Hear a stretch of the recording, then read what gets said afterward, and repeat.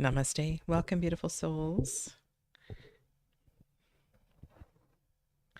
Just let me find my mic cord. Just a second. There we go. Welcome back to my Tarot de Marseille series.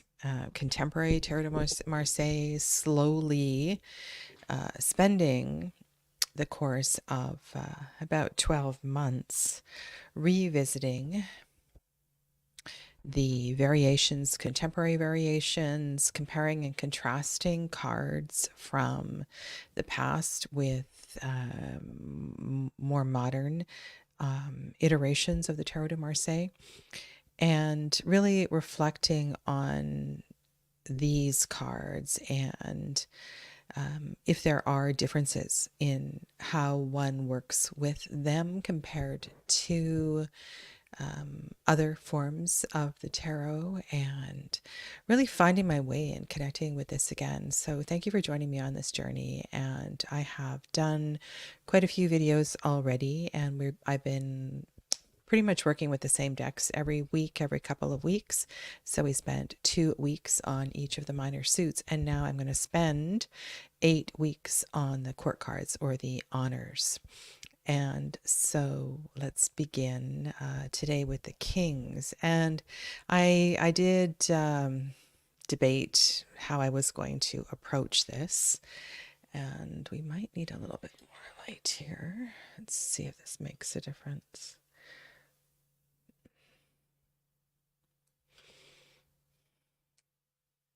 That might be better. Okay.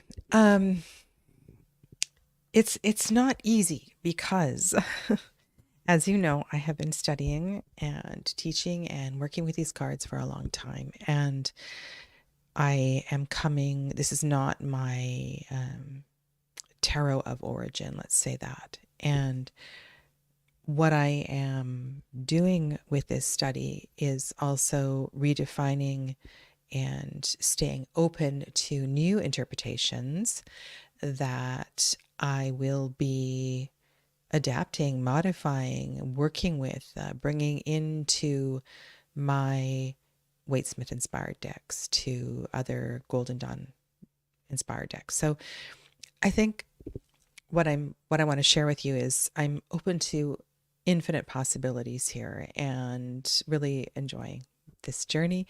And again, I'm doing a simultaneous journey looking into playing card associations as well too. And that journey is Wednesday nights in my Facebook group. So the decks I have on the table today should be familiar. I have shared them all before, and I will just go over them from left to right. So far right, sort of faded out here, is La Corte de Tarocchi. That is an Il Meneghello deck. This deck is Jonasa Jaus. It is based on Jodorowsky's work. This is the new choice, Tarot de Marseille by Rosario Salerno, and I will put these underneath later. This one is Jodorowsky Camoin deck, which is much brighter in color, clearer than some of the older Tarot de Marseille. This one here is the Tarot of Aux Arcs, or Tarot de Aux Arcs, and on the far right is the Trionfi della Luna. And the Kings. I'm not sure where to begin or what to say and how I'm going to approach this, because this is the first in this 8-part series. The Kings have, for me, they have, and you're looking at all of the King of, these are all King of Baton, and we will look at King of Swords as well as the other 2 suits. The Kings have tremendous experience in that they have gone through many lessons of deep understanding with their element. They no longer, in these cards, they don't look at their element. They're not looking at the wand in confusion. They hold the wand in a way that they they know exactly what it does. They know exactly how to work with it, and not just the wand. All of them. They're not absorbed in. They are not. It's like it's become a part of them. Their particular elemental. Let's call it a tool. It is there as it's like a symbol of their journey. And different tarologists have placed the kings and the knights in correspondence with different numbers and in different ways. And I think I will leave that discussion for when we talk about the knights, because I have some really interesting ideas about what Jodorowsky is doing with the associations of the numbers and the court cards. So I will get into that more, I think, when we get to the night week. But there's something here that with all of the kings feels, I'm so sure of myself. And there is no doubt. And of course that can come off in an arrogant way. It can come off in a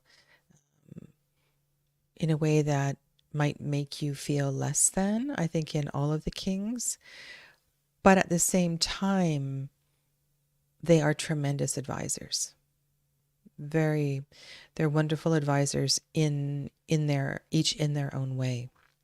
And so let's look specifically at what we're looking at in these decks. Now, some of the major changes have to do in these more contemporary decks have to do with the shift of the crowns and so forth. And one of the things that I like about the older king of Baton is that his hat is somewhat resemblant of the magician, that lemniscate energy.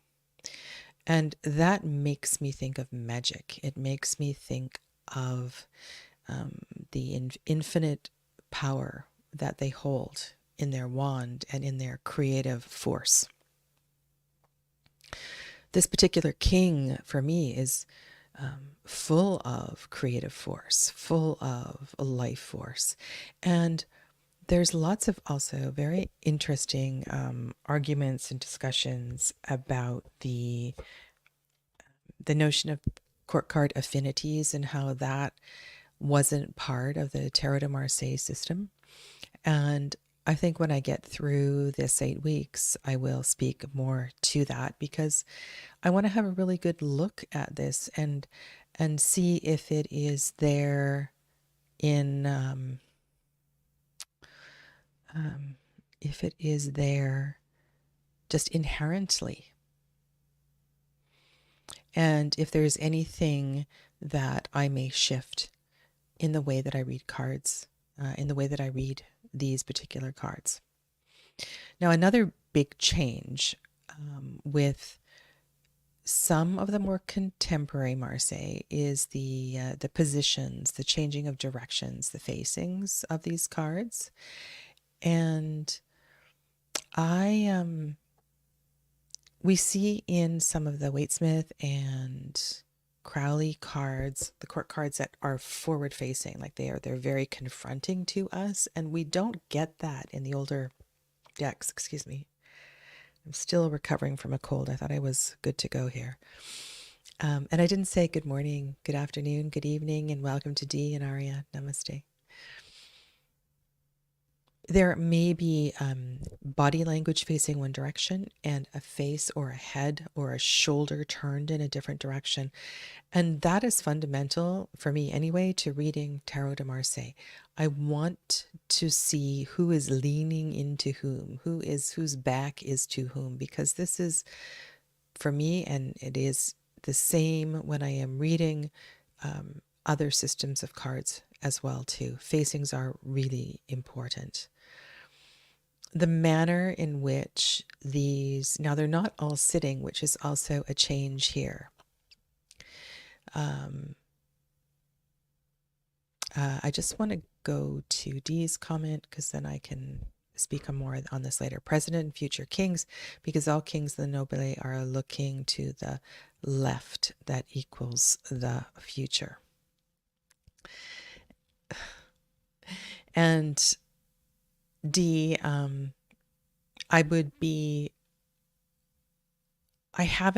okay, so let me know what your source is on left equals future for Tarot de Marseille.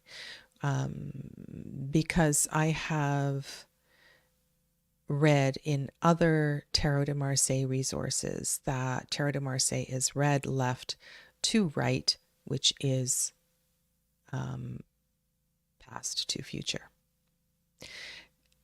And I have come with, especially with the older Waite-Smith inspired decks, to be seeing left as future and right as past because of the way the Hebrew language is read. But I'm very curious about your source on this because I haven't found a source that talks about future equals left.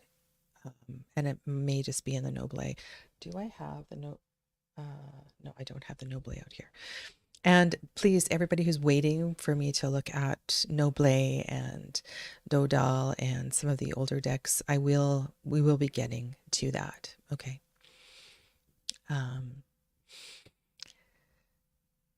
The image left. Oh, yeah.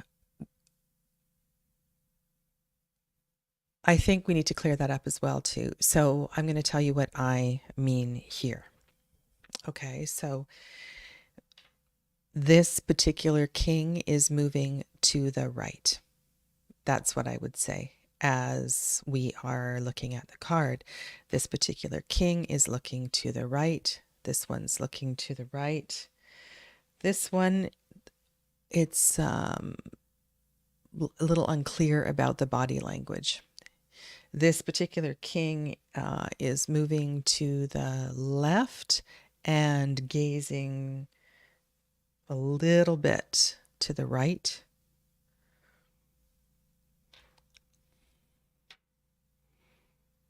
So that's how I would describe it. And I do look at, so for example, the wand in, let's just look all of the kings.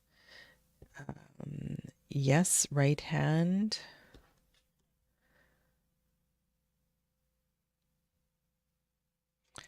And it's interesting for purposes, like creative purposes here, she's brought the wand right across the body so we can see it is in the right hand. The wand is in the right hand, it's touched by the left. Right hand, and right hand. So they're all in the right hand. So in that regards, I look at what hand is holding the item and the direction in which they are facing. So yeah, D, let us know what your interpretation on that is, because it's a very interesting way of looking at the cards. And honestly, I think it has to do with the way that a particular culture reads a language. French is read from left to right. Italian is read from left to right, top to bottom. And there are, so example, the Japanese language is read from top to bottom, left to right, as is Hebrew from left to right. And so the way the language is read is the way the cards are read. And that logically makes great sense to me. So this is something I think each of us as a reader needs to define. But what I have come to feel is that I'm working with the deck as it is presented. So what I am more interested in is that, hi Saskia, is that people are either paying attention to each other or not paying attention to each other, because that's where the bulk of my message is going to come from. Are they engaged or are they not engaged? So, for example, in the Trionfi della Luna, is that king paying attention to where he is going and what is occupying his attention? So, in a reading, I will be looking to see, what is in this direction, to see what the king is looking at.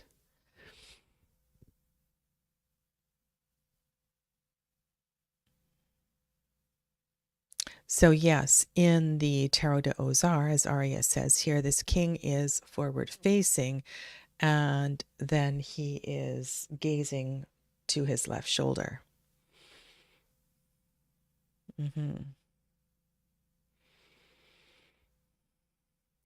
So, what is this King of Wands? Yes, he is definitely in charge of the situation. He knows this element intimately, and the King of Wands can use this element for power and for destruction, for sure.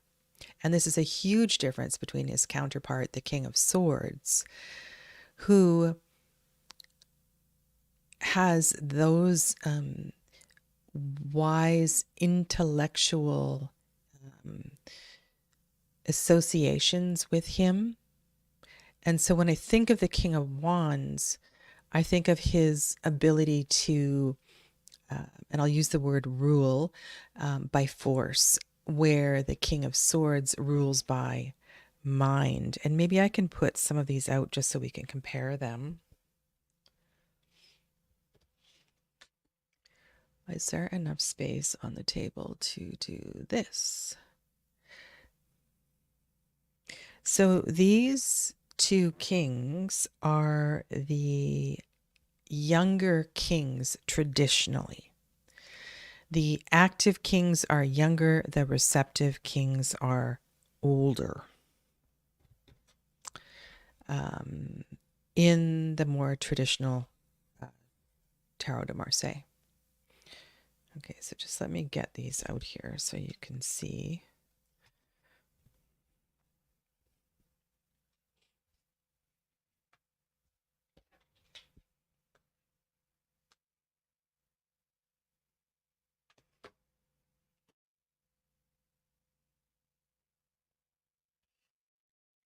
And I had a good laugh at Tarot on Earth, Tom Benjamin's book. This morning I was reading his thoughts on the court cards, which I hadn't read for a long time.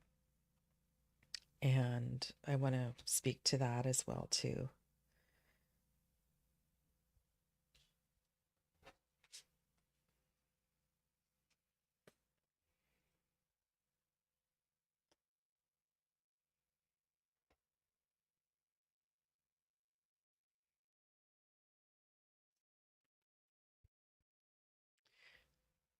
Yeah, okay.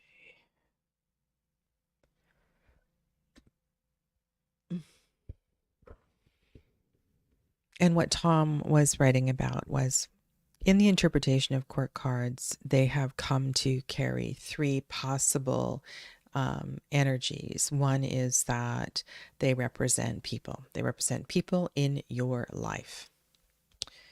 People in your life. I don't know if I should do this or this. So I don't know which one's better.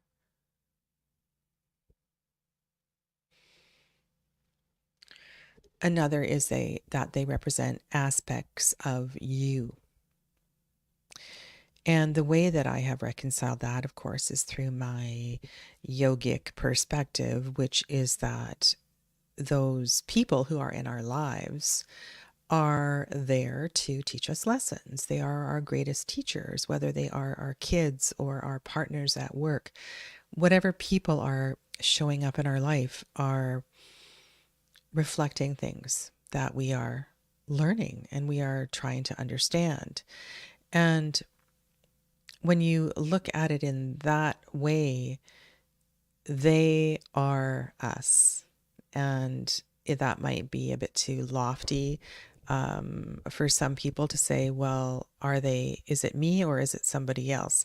And that can be a bit of a learning curve, because sometimes we don't want to see ourselves in other people. And that's just, I think that's the hardest job of life, is to understand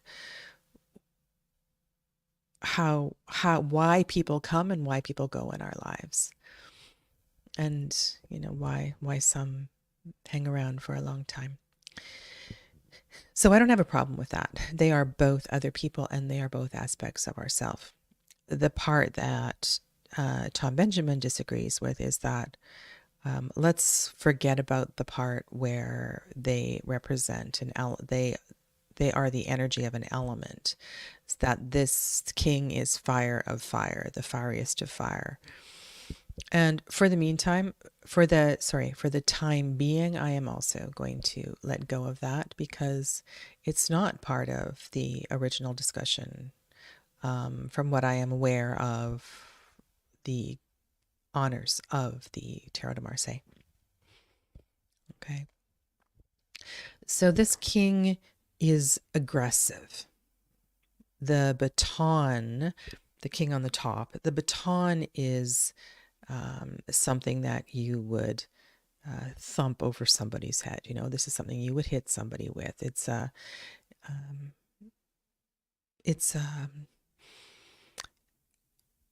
In everything that I've been reading, it feels like the sword is not actually a sword. The sword has more to do with the power of the mind. And in rare circumstances, it may be a weapon, but the energy of these two active kings is quite different. And so the King of Swords would rather win you with words than with his sword, because his sword is his words. And those of you that have been studying the tarot know that this play on words is really important to understanding the power of that suit. D. The kings look toward the left shoulder of their heart. Bendov favors right equals future, but other TDM readers prefer left. Okay. Well, I think we're going to need to leave this discussion open, and I did start watching some videos in French and trying to explore these conversations from the perspective of French tarot readers. So for me, the jury is still out on this. But like I said, time is such a funny thing in the tarot. And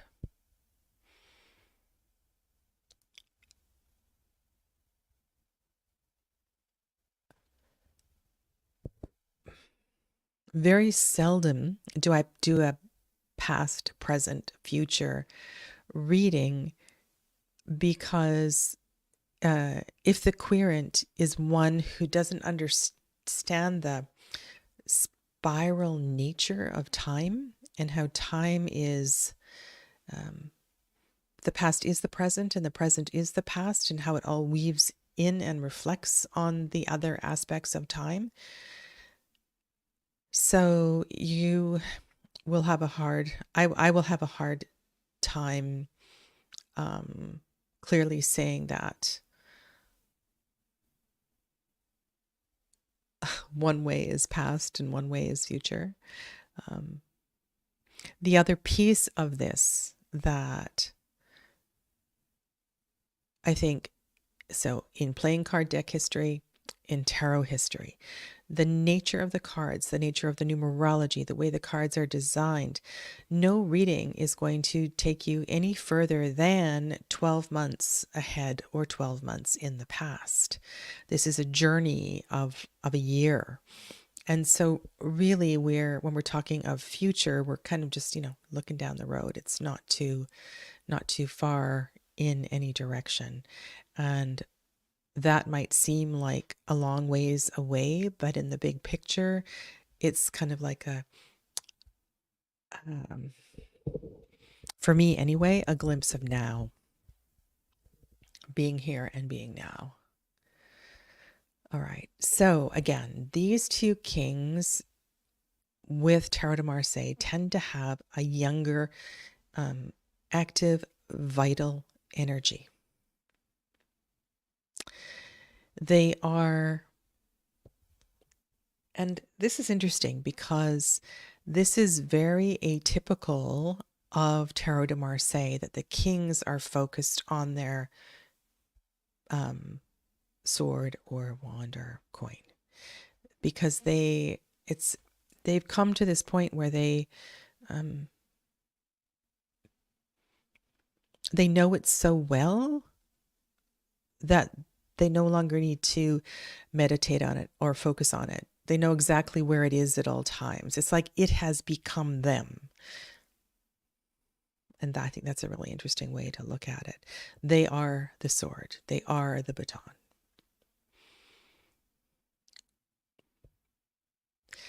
The sexual energy of, and next week we're going to look at all of the wands, court cards together as a group of cards.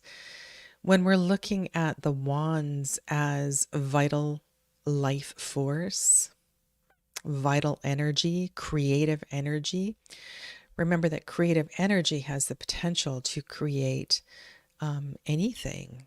It can ignite a fire, it can create a painting, it can create a new business, it can create a new life. And so we can be talking about anything that sparks life. And so, of course, the sexual energy is part of this suit.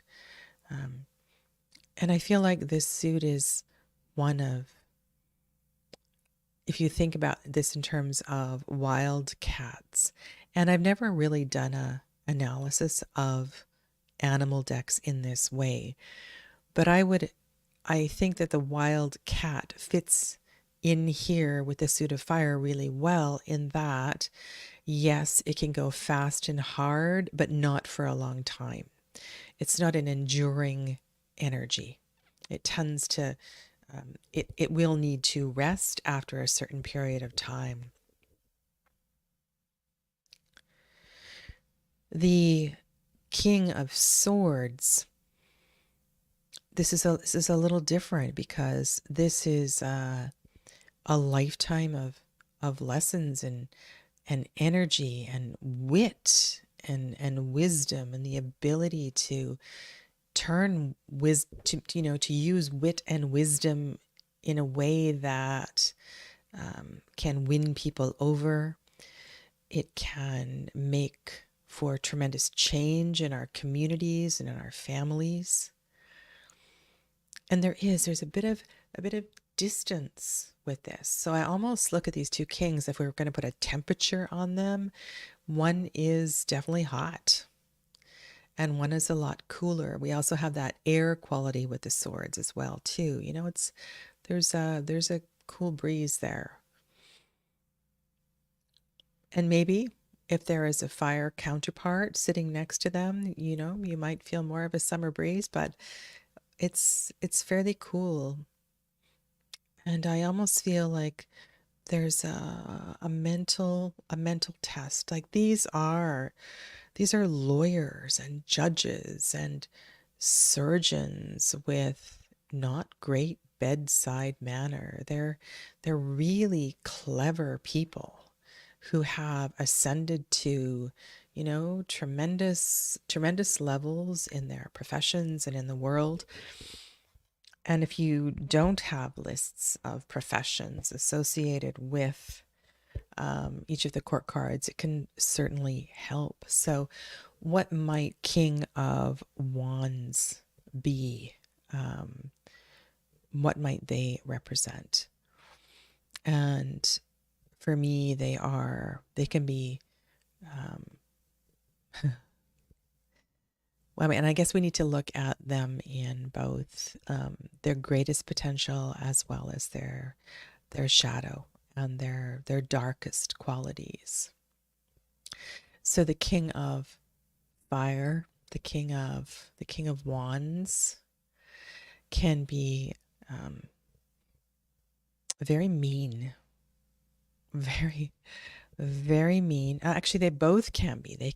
So when I say that, so the King of Swords would be tremendously condescending and have no patience, no time, no space for anyone who couldn't keep up with them intellectually. And I know this king very well, and sometimes it can be very hard to um, be in a family with it. Like this particular king will never say, "I'm sorry." They will not apologize. They they stand on this mightiness of wisdom, and it can be really, really intimidating. The mean side of the King of Swords comes out in anger or violence, um, aggression in a very negative way. King of Wands is entrepreneur in jazzy fields. Yeah, so their creative energy makes them um, very successful because of their creativity.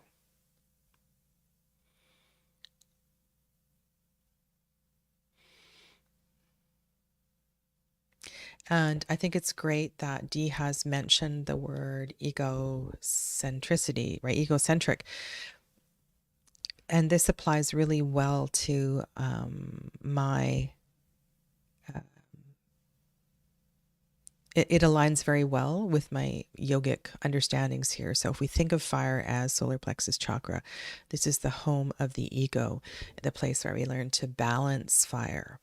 And when the fire is really, really dim, which would be rare in a king, there would be depression, right? The light is very low.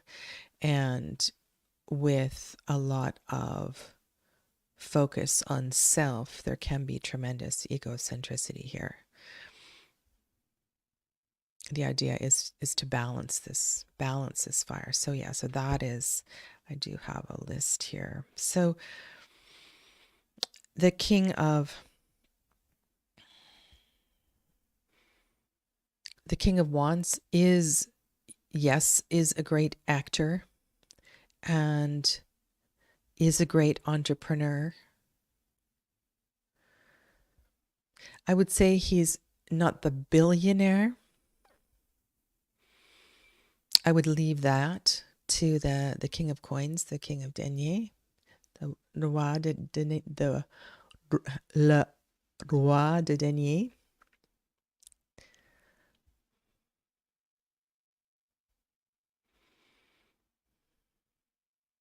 And I think, generally speaking, all of the Kings of Wands and Kings of Swords are looking to the right, to their left, because they are moving forward. They are future moving. And that's something that we can discuss later in more detail. Now, these two kings contrast with the other two in that the receptive kings tend to be older. These ones are younger, more active.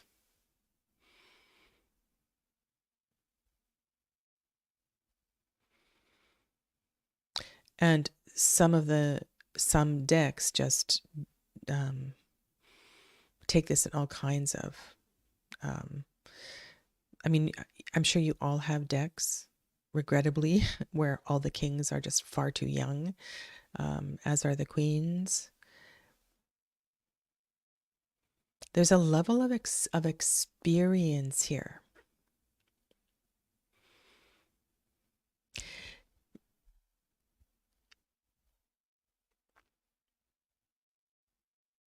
I'm pausing because what I want to say is that when these cards come up in a reading, so a king of wands shows up in a reading for me, Is this the energy I want to embody or face?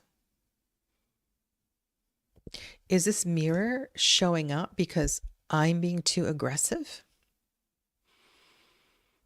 I'm not delegating, I'm not allowing others to shine? Maybe. And the skill as a reader in interpreting court cards is it really is a gift.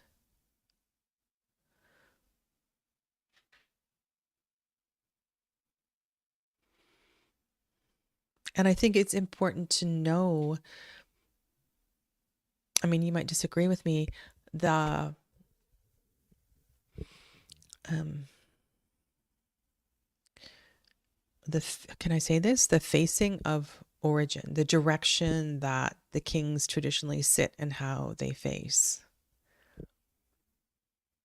I mean, how do you feel in a contemporary Waite-Smith inspired deck where court cards are staring straight at you?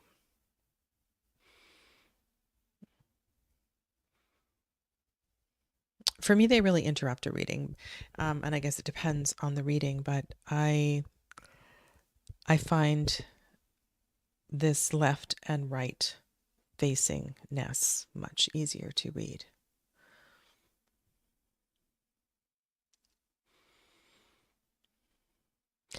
These cards, for me, they also show up when people need to understand that you do have this. You can do this. You don't need to depend on other people.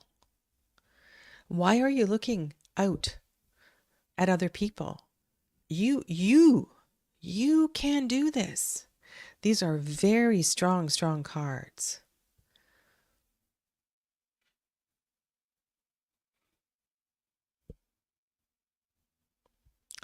This is funny, Dee. Yeah, I totally, I completely agree with you.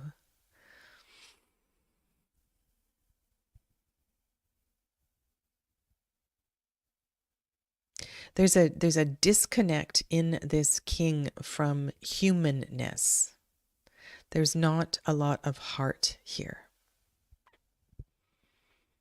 And we'll see in what we also need to look at the clothes and talk about the clothes, because this is very important, except for perhaps tarot, new choice, tarot de Marseille, because everybody's naked.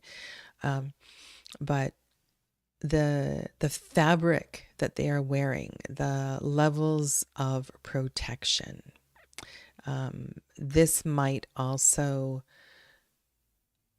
help you in finding words in a reading. Look at what the kings are wearing. To what degree are they protected? Because we'll see that the other two kings tend to have more flowy fabric and they aren't wearing the same layers of protection. And I kind of glossed over the thing about the hat and the crown. The traditional hats are definitely worthwhile looking at. And the idea of crowns, there were no crowns, I don't believe. I mean, we do see a little bit, I don't know, they're more of a crowning glory than a crown.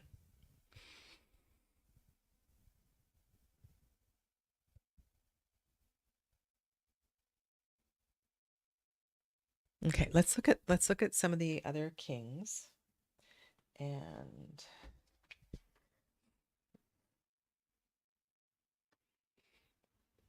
okay, so in the new choice Tarot de Marseille, look at the King of Cups. Right? So his hat has more plumes on it. He is more perhaps flamboyant. I mean, they're all very buff.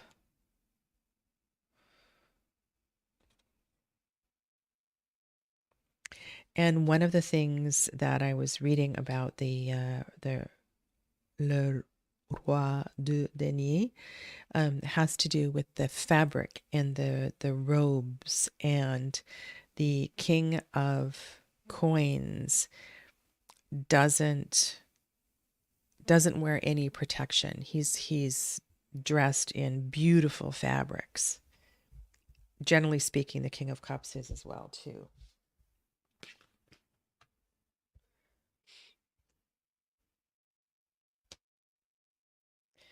It's not about the layers of protection. For different reasons, the King of Swords and the King of Wands need those layers of protection, whereas the King of Cups and the King of I had the wrong king here. That was the wrong king. I'm sorry. That was the King of Swords, and look at all of his armor.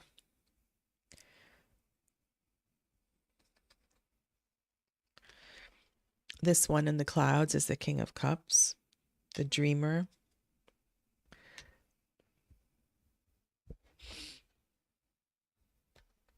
And I think it's funny how Jodorowsky describes the hat of the King of Cups, that it's like a cup. A lot of the hats actually look to me like cups, like they would fill up with water. And the King of Denier's hat is more like a cowboy hat. It's not a crown at all. And this one, let's get this one.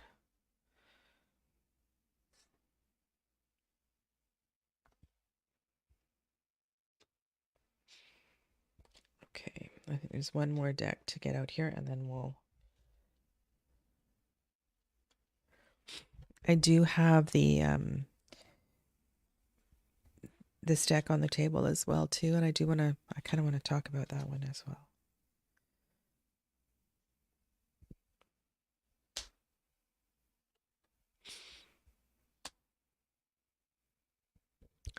Okay.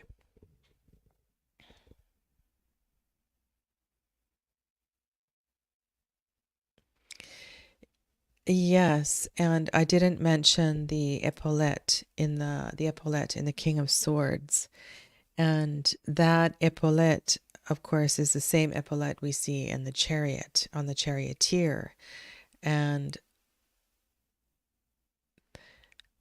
I think because there are so few people in the Tarot de Marseille, these people cards, when they show up, are really important, the way that we can connect and relate the people in a reading.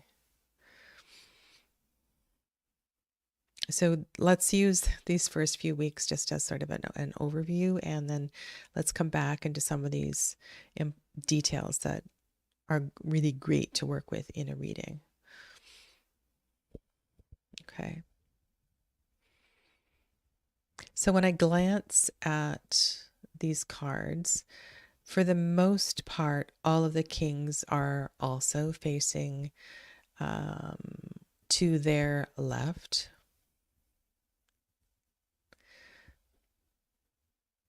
And now that I say that, isn't that interesting? You know, the idea of lefts and rights is abundantly confusing. And the more that you pause and reflect on it, I mean, when you sit in your chair and you gaze to the right or you gaze to the left, are you contemplating past or future? And I'll tell you a little secret. When I am doing, when I am, I mean, when I'm intentionally doing mediumship, or if I'm doing a reading and I'm feeling the energy of other beings with me, beings who are on this side tend to be older and from the past. Obviously, these energies are all from the past, regardless of where they appear. But there's something about appearing on this side that feels more past. So give it some thought if you do mediumship. And I'm sure you know, like for me, this is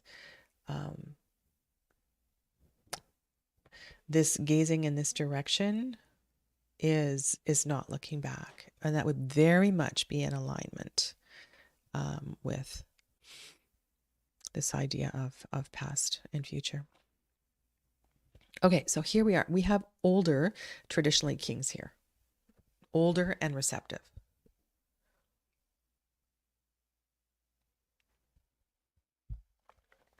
So what does that mean? Older and receptive, more experienced, perhaps more wiser. The King of Cups, who is above, is the one who's known for being a great advisor. They are the therapist.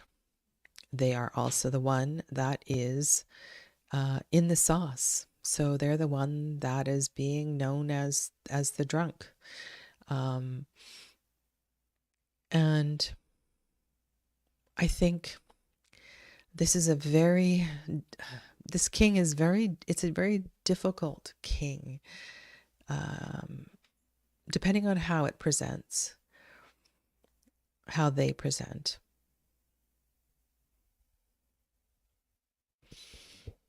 Let's go to some of these comments here.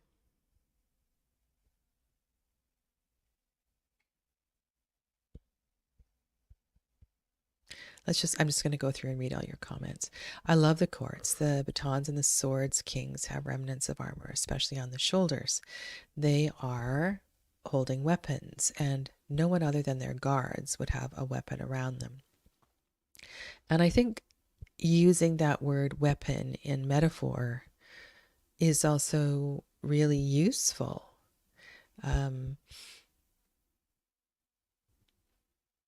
When you're working with somebody else, to listen to figure out what their weapon is and how they use their weapon.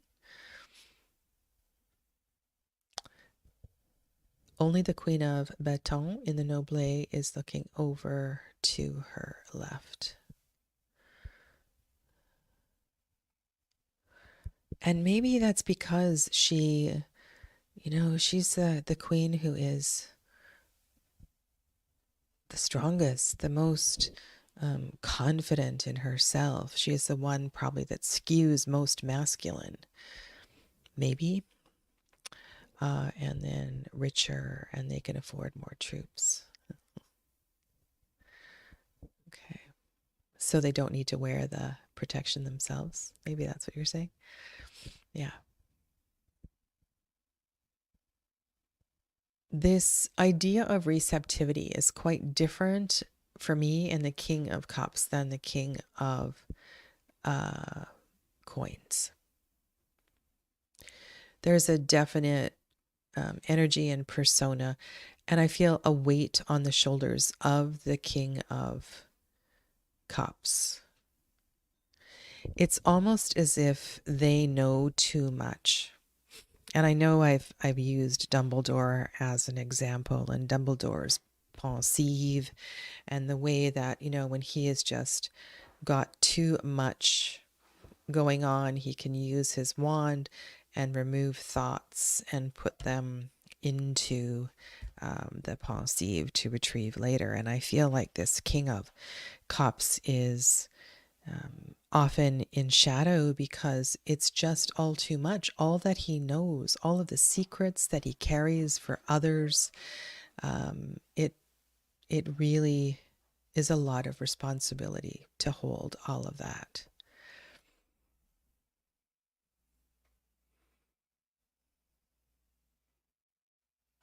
And there is a tremendous openness of hearts. I'm pretty sure I've heard described of this king that we see it is quite intentional. Now you can see here in this one that the heart side of the costume is larger.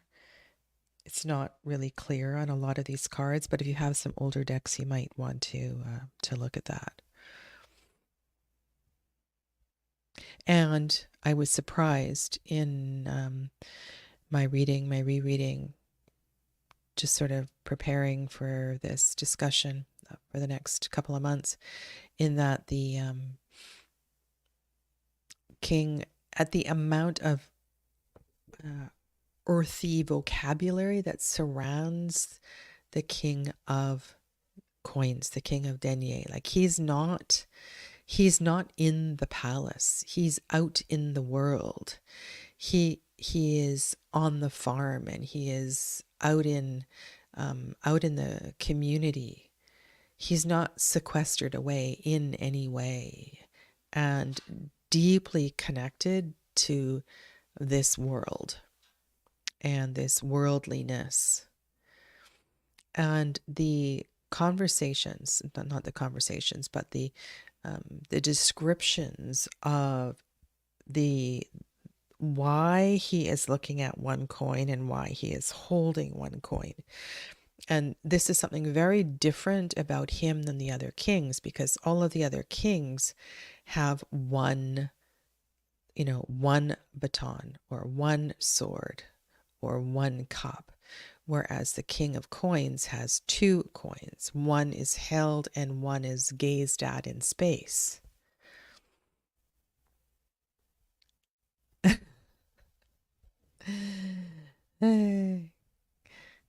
Oh, D, that could be read in so many ways. Okay. Yes.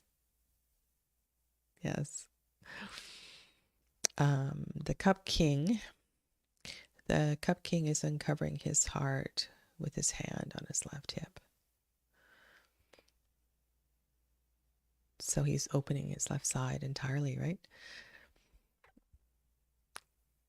What was I saying? Oh yes, about the two coins.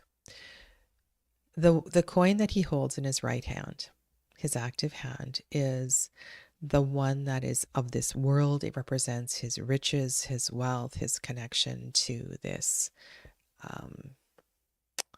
this space that he holds. Whereas the coin that floats in the air is his mental cleverness at navigating this dimension, this world. His creativity, I see Arya has commented on this one. I see king, coins, and cups as less into creativity, assertiveness, less look at me, more let's enjoy what we have here. These guys aren't out to conquer their neighbors as much. They like what they have. And so in that, there is more of a humanness here. They're more accessible.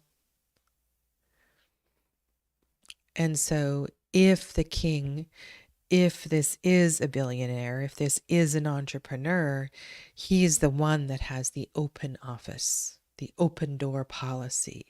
He does take on mentors. He's very real and practical and accessible.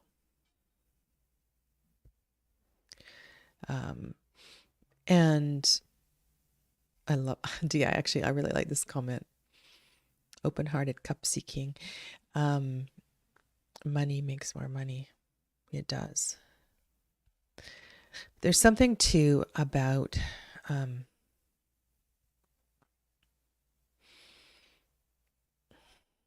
both.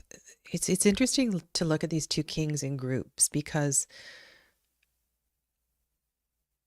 the two kings that protect and wear armor aren't generous, whereas both of these kings have a generosity about them in different ways, different qualities, but that openness is a generosity. And of course it can spill in a very negative way as well too. And of course the King of Coins can be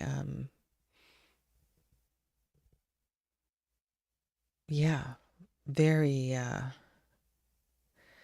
the darkest of shadows can live in all of these kings.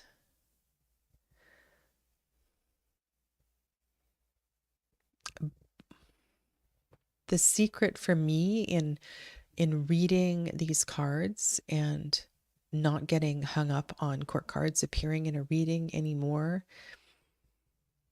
really has to do with facings, and to really pay attention to the body language, what they're looking at, and to have the nerve to ask querents questions that it's almost as if I find a voice of these people. What is it that they are saying to the querent? How are they challenging the querent? And I might say something to the effect of, I might ask them and let them have a shot at it first. And if they aren't willing or created, if they're a little too nervous to do that at the time, I will definitely offer up and speak through the voice of the court card, so that it gives me a little bit of detachment, but it also gives me more, I could perhaps can say something more impactful when I am acting through the voice of the court card rather than interpreting it, if that makes sense. And I think that's another beauty of these cards, is that if you can give a voice and speak the attitude and the tone of voice of this character, then you have really great possibilities in a reading.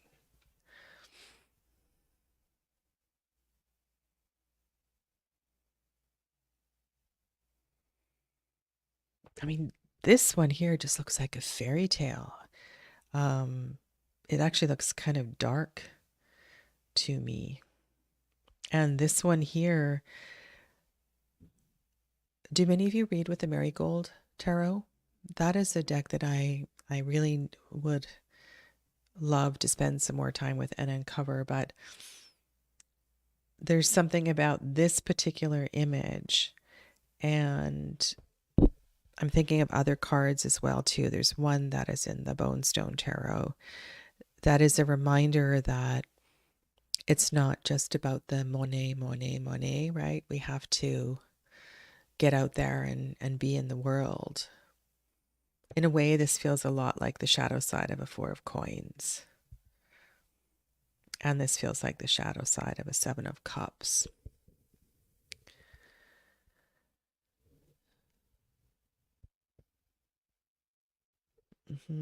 Now, I said I just wanted to share with you these kings from the pagan other worlds. I think it's good to have a Waite Smith inspired. Oh, where? Oh no, sorry, I've got the whole suit there.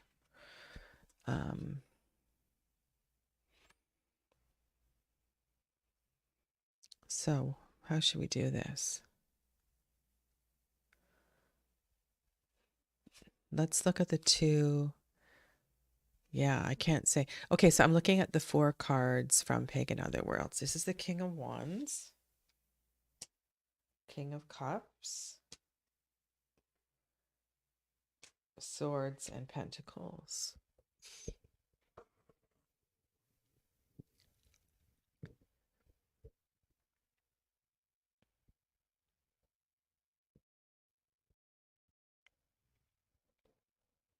It's interesting that the King of Cups is the only one that is seated.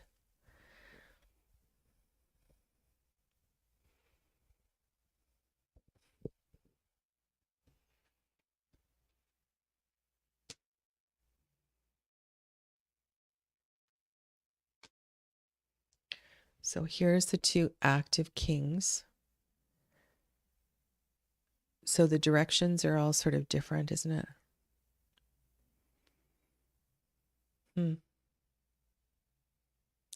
You know what this makes me realize? It makes me realize how great the Tarot de Marseille is. It's like you can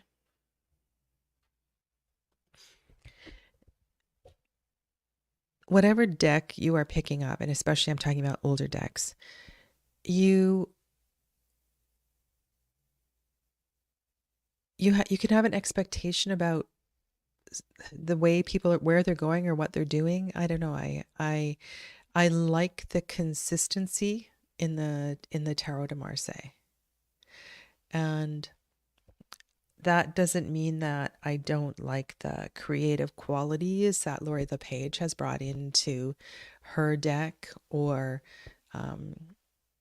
some of the other contemporary ones, but I like the consistency of it.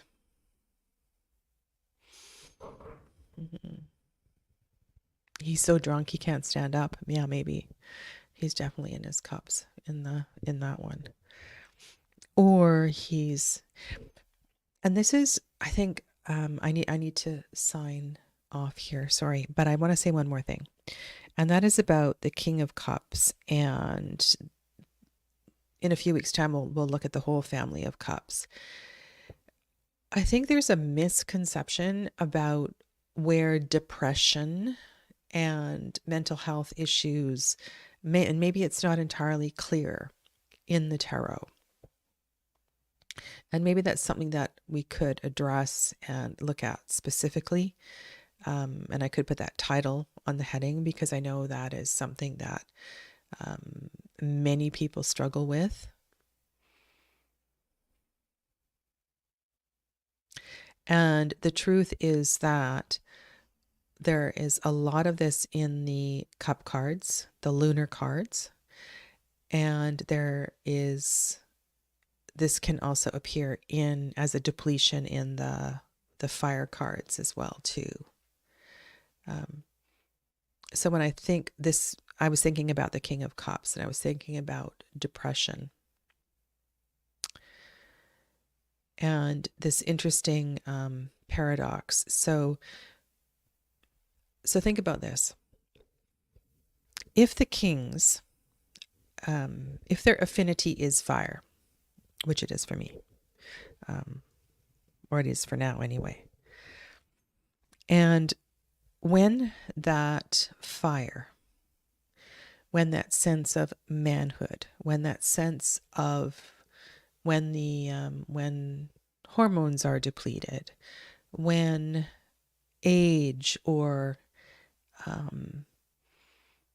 illness or injury depletes one's confidence, the fire becomes dimmer and dimmer.